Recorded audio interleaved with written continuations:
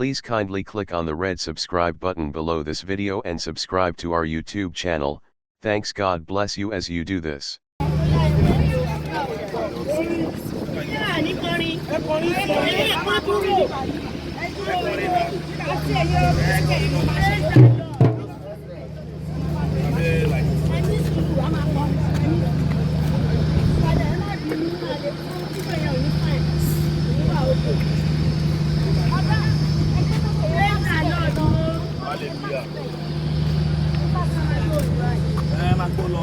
Comfort now.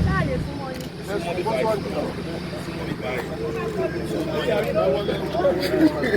the Lord.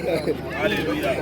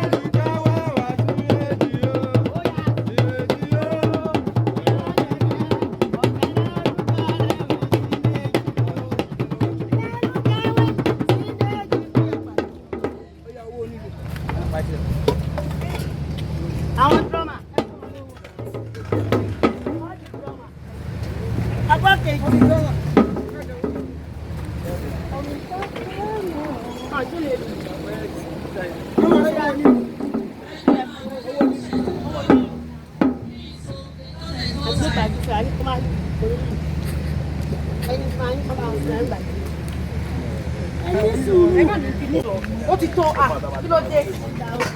Ẹ kú wọn kúrò ní orin ẹ̀.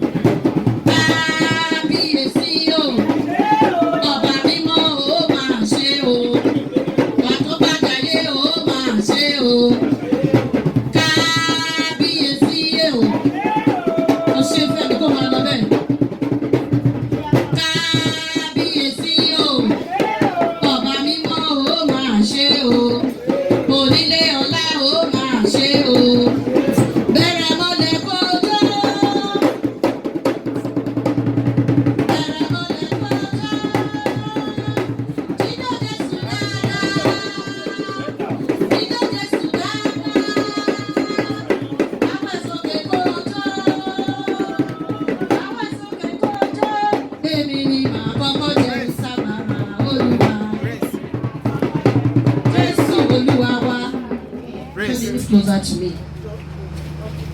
Look at this family. We are much. Like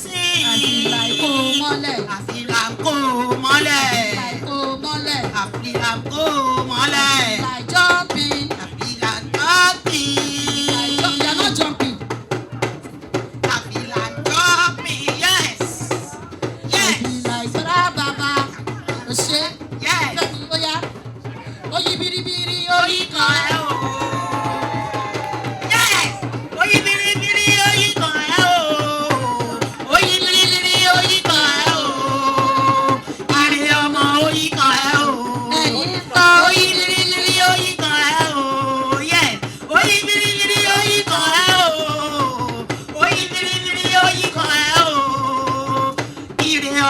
orí kan ẹ o. Kábíyèsí ọba gbogbo ayé. Kábíyèsí ọba Mommy, daddy, the entire Fastos family, you can see that everything about Femi is wonderfully made. Yes. I pray this, the accident will not deform you. Sickness will not deform you. Amen. You are covered with the blood of Jesus. Lord of Jesus. God will enlarge you in Jesus' name. Amen. Physically, it's fit to marry our daughter. Yes. Want to see financially maybe it's capable or not. Yes. Femi, how many hands do you have? How many hands? How many hands? Yes. It's 2 hands now. 2 hands. Yes, I like it. So, because of our time, Bobo denomination, you are going to bring it out. We are going to pray with it. The 5 naira is going to be 2 because we have 2 hands. And 2 legs. And 2 eyes. 2 hair. Everything sharp because they only gave Sharp, me 5 sharp. minutes. Yeah. 2 5 naira. Hallelujah. Oh yeah, sharp. Oh yeah, sharp. Orí owó lórí rẹ̀. Ó ti yàn látọ̀run wá, ó ti yàn. Orí ọlá lórí rẹ̀. Ó ti yàn látọ̀run wá, ó ti yàn. Orí owó lórí rẹ̀. Ó ti yàn látọ̀run wá, ó ti yàn. Orí ọlá lórí rẹ̀. Ó ti yàn látọ̀run wá, ó ti yàn. Hallelujah, just drop it. Ìbáṣe 1,000 mẹ́jọ kò pọ̀ jù. Kò tí ì pé. Hallelujah. Amen. Mommy, he has proved himself financially capable. Okay. And I pray this day your finances will not go dry in Jesus' name. Amen. God will continue to increase you in Jesus' name. Ṣáwọn rẹ wá. Hallelujah. Hallelujah. Femi, you are going to prostrate to say thank you to the Fastos family for this gift they are giving you. And the friends, please. Mommy. Daddy, entire family, are you ready? Because of our time. Yes, because of the time. Are you ready? Photographer. Yes, paparazzi. ready. Excuse us, please. We are going to prostrate. At the count of 3, my brother stand, you join him to prostrate. 1, 2, 3, go. Yeah. J-E-S-U-S, Jesus. Pray for him. My brother and Pop will stand up in Jesus' name. Sharp. Femi, I want you to hold daddy and mommy's leg. Because now Jeje will sit down for shoe state. You left Delta to this place. And I know they say one day you come last. And you never be last in Jesus' name. Amen. You always be the first in Jesus' name. Amen. You beg to marry Nabila or not? Yes. Anything you beg for, you must take care of her. She's going to be your darling forever in Jesus' name. Amen. She's going to be your confidant. She's going to be mother of your glorious children. Amen. Nothing shall separate you in Jesus' name. Amen. Your coming together will be for good in Jesus' name. Amen. You will not regret marrying Nabila in Jesus' name. Amen. Prophesy into your life, you will do for your children in Jesus' name. Amen. Special grace of God, you will see your 4th generation in good health in Jesus' name. Oya Femi, stand up in Jesus' name. Amen. Kó sẹ́tù ààrẹ kó tó lọ jókòó sáárín ìdájà. Oya bá mọ́mí àti dáàdì ìyá fọ́tò. Jókòó sáárín ìdájà mọ́ mi.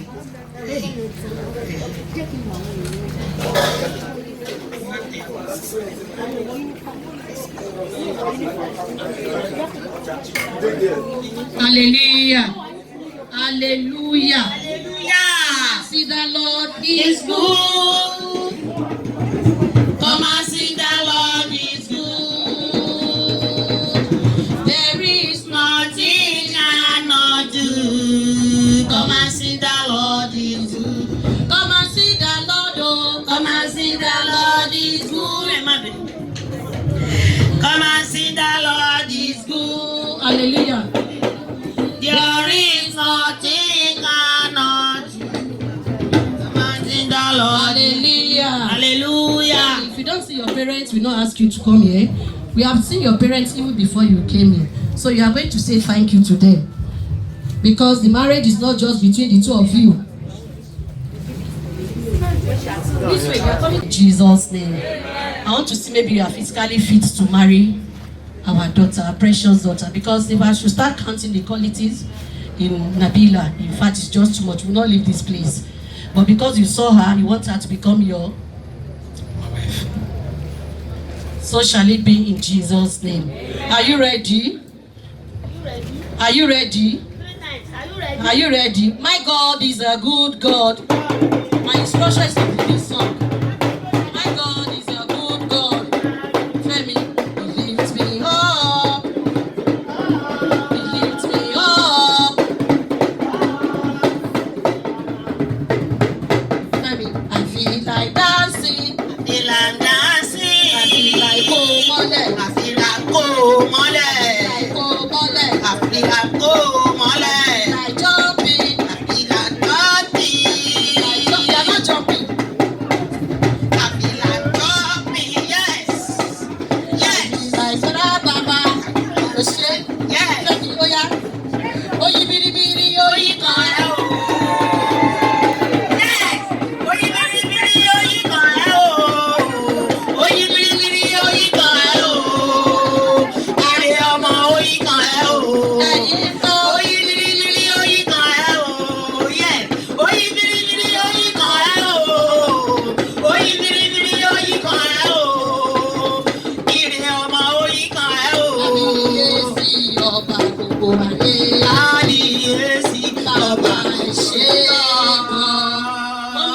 The entire fashion family can see that everything about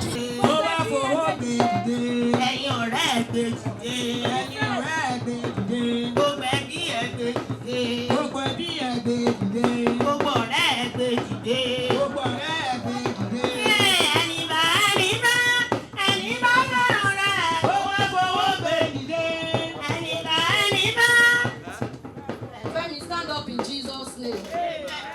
Mommy àti daddy ẹ̀yà photo. Hallelujah. Bá mommy àti daddy ẹ̀yà photo. Ó yá fún ọkọ wọn lọ́rùn. My eyes have seen, my ears have heard, my mouth will talk. My eyes have seen, mommy special. Hallelujah. Praise the Lord. Hallelujah. Want to see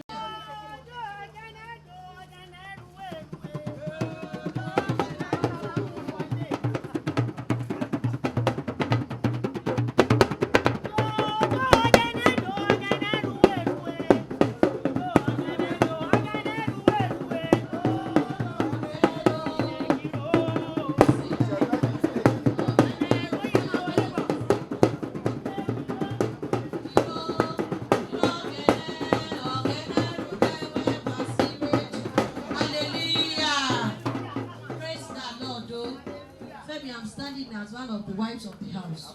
You can see how pretty I'm looking because of what the Firesign family are doing. They know how to take care of their wives. So please, this is for me, one of the Yawole. So I want you to say to me, and I don't like plenty money. About 50,000 is okay. Is it too much? Let me say to Yawoni. Let me say to Yawole. Hallelujah. The friends, thank you so much for watching our videos, and importantly, you need to subscribe because we drop videos almost every day. Any events going on in Nigeria, Gboah TV is always the first to get there, so you just need to subscribe unless you'll be missing out. And how to subscribe? There's a circle here written Gboah TV. Click on it, you see a subscribe button. Click on the subscribe button. That's all. And if any event just take place or you heard something, just go on YouTube, search for Gboah TV. You see the. And if you have a big show coming up, any event, you can call us.